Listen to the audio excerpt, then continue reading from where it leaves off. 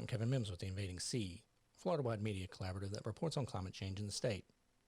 As part of that effort, we've started The Business of Climate Change, a weekly interview with businessmen and women whose companies are either affected by the warming climate or address climate challenges.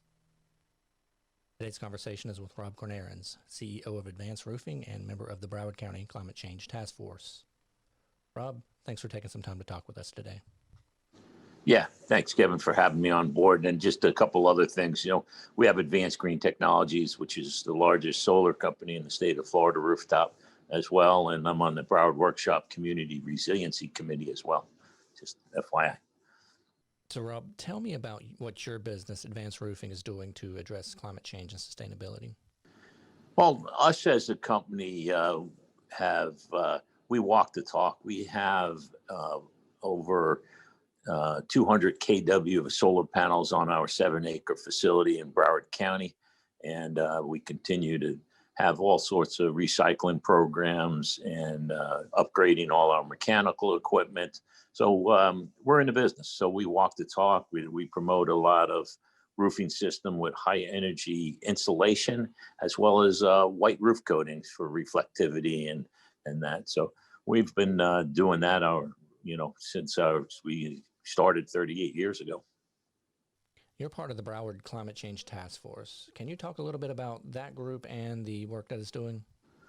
Yeah, I was appointed through the Broward Workshop on its inception, and the late Kristen Jacobs was really the visionary for that, and I enjoyed working with her right up to she passed, and I saw her, and she did a wonderful job of setting the pace and what we're doing in the climate compact with the 4 counties and setting goals. And we all know in business, setting goals is what you need.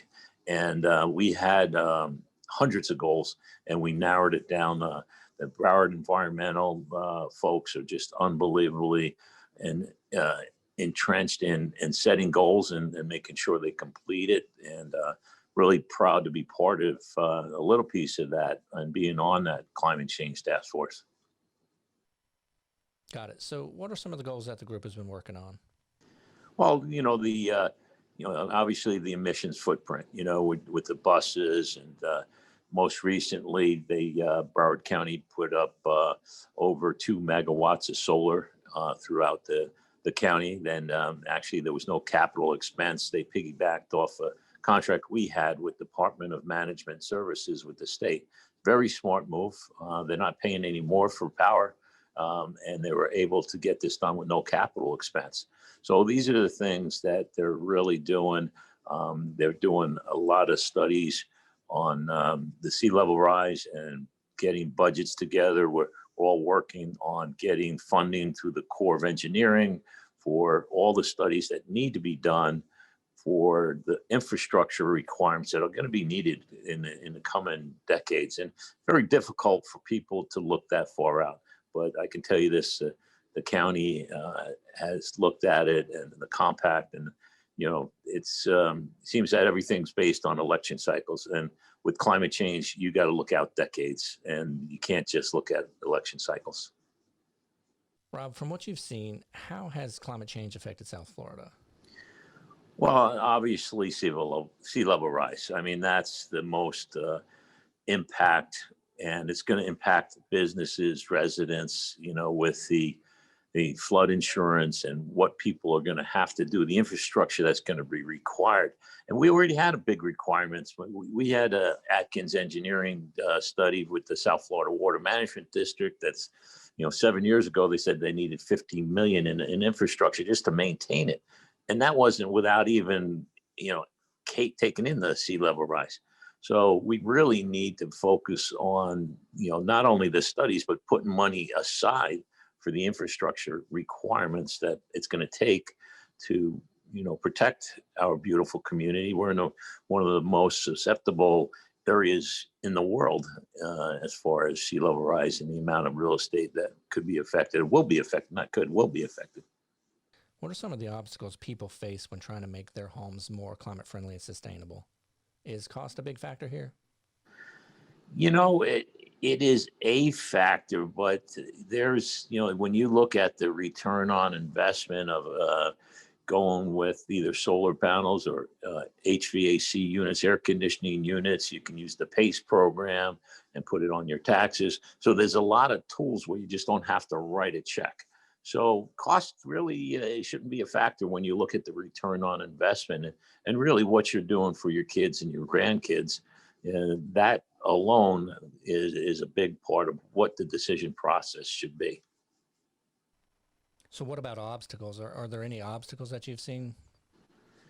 Um, I would say the only obstacles, and this is where we have to help out as government agencies, is the underserved and the people that are in that income bracket where they can't afford it, and that we need to be able to help with credits and whatnot to bring them along with us. It's not right that just the people that can afford it get it. So we need legislation that helps everybody in this big task we have. Rob, how is climate change affecting the Florida building codes? Well, we're obviously we're seeing the seawalls being changed, where that the city of Fort Lauderdale had a maximum height. Now they've changed it to minimums. I think it was 20 inches maximum, and then I have friends that like, what do you mean? I want to go higher. And now they're obviously looking at higher levels for seawalls and all the infrastructure that's going to be required for pumps and out in the Everglades. The Everglades is such an important part of this whole system. That's our drinking water, and if we don't get that right, we're going to be really hurting for the drinking water and everything. And not only that is our coral reefs, which is a big protection for our coastal shorelines. And when we talk about the Everglades and what runs off the Everglades into our oceans that are affecting marine life and coral life, it's big. So this is very big task, but it can be handled if we start now. And we have started now. It's just we need to step it up a couple paces. So here in Florida, of course, we're having way more powerful storms than we used to. How is that affecting the way that things are being built? Yeah, they've definitely increased the wind loads that equate into wind speeds of the systems, and we have the new code that just came out that's actually increased it more. So I think the building departments and building code is doing the right thing. And honestly, it doesn't take that much more to increase the fastening or increase the system as a percentage of the whole job. So it really makes a lot of sense to do it hard. You call it hardening the structure. I mean, it's and we can definitely do incentives, and PACE has financing available for hardening structures. So a lot of good tools out there so far. How do you think the state legislature can help businesses and homeowners work towards sustainability?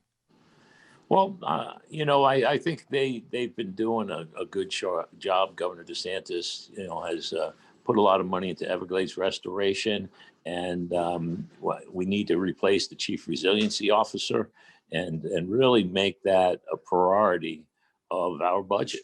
We don't. That's got to be as important as education and everything else we do. We're focused. I'm on the Guy Harvey Ocean Foundation, and we have a K through 12 virtual marine science learning that we're going to be able to put into the school districts. And my belief is we get kids K through 12 understanding the climate change and the effects of it. These are our future leaders. So we're looking forward to educating our young people.